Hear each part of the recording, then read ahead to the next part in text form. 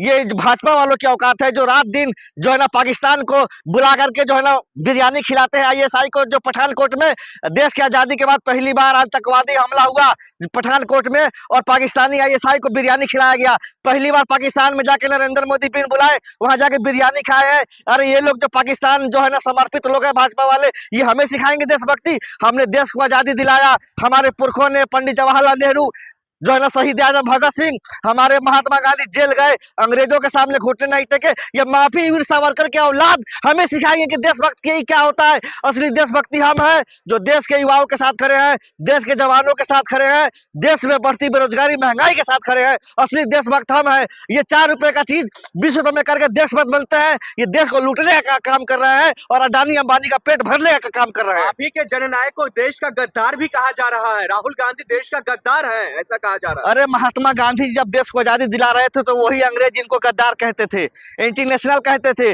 जब ये देश आजाद हुआ था उनको राष्ट्रपिता महात्मा गांधी कहा गया। आज हमारे नेता राहुल गांधी को गद्दार कहा जा रहा है। लेकिन जिस दिन इस देश की जनता की आंखों पर से पट्टी हटेगा, जब वो जानेंगे कि ये देश विरोधी कह के 400 का सिलेंडर 1000 में बेच रहा है, 40 रुपए का जो है ना डीजल 100 रुपए में बेच रहा है, चाइना हमारे देश में कब्जा कर रहा है, पाकिस्तान हमारे घर में घुस के आतंकवादी हमले कर रहा है और ये सरकार हाथ में हाथ धरे बैठी हुई है। ऐसे निकम्मी सरकार के खिलाफ बोलना, अगर देशद्रोही है तो मैं देशद्रोही हूँ। अगर ऐसे सरकार के खिलाफ विरोध करना, अगर नक्सली है तो मैं नक्सली हूँ। लेकिन आप तो ये चीज है ना, राहुल गांधी जिन मामलों को लेकर के उनको संसद में बोलने दिया जा रहा है उस पर वो बात नहीं करते हैं। देश का छवि खराब कर रहे हैं, प्रधानमंत्री नरेंद्र मोदी जी का छवि खराब कर रहे हैं। ये कहाँ तक जायज है? ये तानाशाही नहीं है, ये लोकतंत्र है। नरेंद्र मोदी जो है आज से 60 साल पहले की बात, पंडित जवाहरलाल नेहरू जी की बात याद दिलाते हैं पार्लियामेंट में किताब में पढ़ के, वो जायज है। इंदिरा गांधी जी के बारे में बोलते हैं किताब पढ़ के, तो वो जायज है। और आज मौजूदा हालात की बात अगर कर रहे हैं राहुल गांधी जी, तो वो देशद्रोही हो गया। ऐसा जो है दोगला चरित्र वाली सरकार हमको नहीं चाहिए। ओम बिरला को इस्तीफा देना होगा, देना होगा, देना होगा। जय हिंद, जय भारत। आपने ये कहा कि बहुत बड़े पद पे हैं, वो कितने बड़े पद पे हैं? संविधान से बड़ा तो कोई पद होता नहीं है और संविधान से ये देश चलता है। जिस तरह से ओम बिरला जी लोकसभा के स्पीकर हैं, उनके लिए पक्ष और विपक्ष कोई मायने नहीं रखता है। उनका फर्ज ये है संविधान के अनुसार कि वो जितना सत्ता को संरक्षण देते हैं उतना विपक्ष को भी संरक्षण देना चाहिए। जितना सत्ता को बोलने का मौका देते हैं उतना विपक्ष को भी बोलने का मौका देना चाहिए। लेकिन आज के समय में दुर्भाग्य ये है कि जब देश के विपक्ष के नेता जननायक श्री राहुल गांधी जी जब बोलना चाहते हैं, स्ट्रिंग फाइल के बारे में बताना चाहते हैं और एक रिटायर्ड जर्नल की जो लिखी हुई किताब है उसके बारे में बोलना चाहते हैं, तो ये वही ओम बिरला है जो कहते हैं कि आप नहीं बोल सकते हैं। अरे आप लोग ओम बिरला साहब के पीछे क्यों पड़े हुए हैं? उन्होंने क्या कोई गुनाह कर दिया क्या? उन्होंने लोकतंत्र का गला घोट दिया है लोकसभा में। विपक्ष जो होता है वो लोकतंत्र की मजबूत आवाज होता है और उस आवाज को अगर किसी ने दबाने का काम किया है तो उसका नाम है ओम बिरला। जिस तरीके से जननायक राहुल गांधी जी की आवाज को उन्होंने दबाने का काम किया और जिस तरीके से उन्होंने लोकतंत्र का गला घोटने का काम किया, बताइए विपक्ष अगर नहीं पूछेगा सवाल तो सवाल कौन पूछेगा? क्या सवाल अमेरिका पूछेगा? क्या सवाल इजराइल पूछेगा?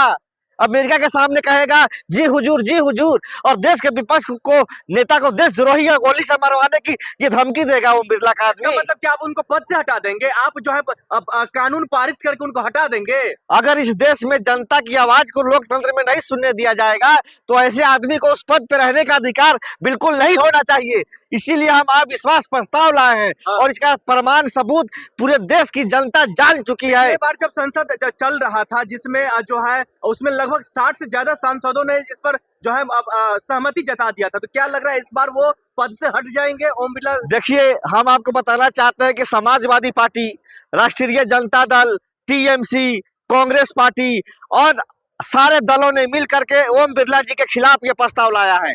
सिर्फ कांग्रेस नहीं लाई है, पूरा इंडिया गठबंधन मिल करके चाहती है कि ऐसे अध्यक्ष को हटा दिया जाए जो अध्यक्ष सिर्फ सत्ता को संरक्षण देती हो और विपक्ष की आवाज को नहीं सुनती हो, गरीबों की आवाज को नहीं सुनती हो, मजलूमों की आवाज को नहीं सुनती हो, इस देश के युवाओं की बेरोजगारी की बात नहीं सुनती हो, इस देश में हो रहे महंगाई की बात नहीं सुनती हो, इस देश में हो रहे यूएस का जो है ना जो डील हुआ है, जो ट्रेड डील, उसके बारे में नहीं सुनना चाहती हो।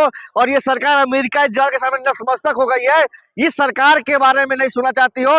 स्टीम फाइल में जो देश का नाम बदनाम हो रहा है उसको लेकर के राहुल गांधी कहना चाहते हैं कि आप हरदीप पुरी का इस्तीफा लीजिए, अनिल अंबानी को जेल में डालिए, नरेंद्र मोदी इस्तीफा दीजिए। तो आप लोग इस्तीफा नहीं दे रहे हैं, इतने बेलाज, इतने बेशरम। तो हमको मजबूरी में अविश्वास प्रस्ताव लाना पड़ रहा है, क्योंकि लोकसभा में हमारी आवाज को लोकसभा के अध्यक्ष नहीं बोलने दे रहे हैं, इसीलिए हम इसकी मांग कर रहे हैं। आप नहीं चाहते देश मजबूत हो? ओम बिरला साहब अपने पद पर बैठ के देश को मजबूत कर रहे हैं। इतना जिस मुद्दा पर बातचीत होनी चाहिए उस मुद्दा को आगे बढ़ा रहे हैं। आप लोग अजुल फजुल की कोई भी बात लेकर के चले आएंगे तो उस पर बातचीत होनी चाहिए। आप लोग जो है ना गोदी मीडिया है, मोदी का चश्मा लगाए हुए हैं। आज देख रहे हैं कि 40 रुपए का डीजल 100 रुपए पार हो गया है, 400 का सिलेंडर 1000 में मिल रहा है। आप लोग के आंख पे जो चश्मा लगा हुआ है, गरीबी सबसे ज्यादा है, बेरोजगारी सबसे ज्यादा है। अमेरिका के सामने नरेंद्र मोदी नतमस्तक हो गया है जब से जेफरी स्टीम फाइल में नाम आया है। अमेरिका कौन होता है हमें कहने वाला कि तुम रसिया से तेल खरीदो? क्या औकात है अमेरिका की? डोनाल्ड ट्रंप के सामने क्यों इतना डरे हुए हैं? बताइए, आज हमारा रसिया दोस्त था, अब वो हमको तेल देने पर भी टैक्स ले रहा है, वो पहले टैक्स नहीं लेता था। तो ये जो कूटनीति है, घटिया नीति है नरेंद्र मोदी की, इसका अगर हम खिलाफ बोलेंगे तो हम देशद्रोही हो गए। देश में अगर हम बेरोजगारी की बात करेंगे तो हम देशद्रोही हो गए। देश में बढ़ती महंगाई की बात करेंगे तो हम देशद्रोही हो गए। और यही मांग जब भाजपा में विपक्ष में था नरेंद्र मोदी जी और उनके नेता जब यही बात कहते थे तो देशभक्त थे। ऐसा गोदी मीडिया और ऐसा चाटुकार मीडिया हमने जिंदगी में नहीं देखा।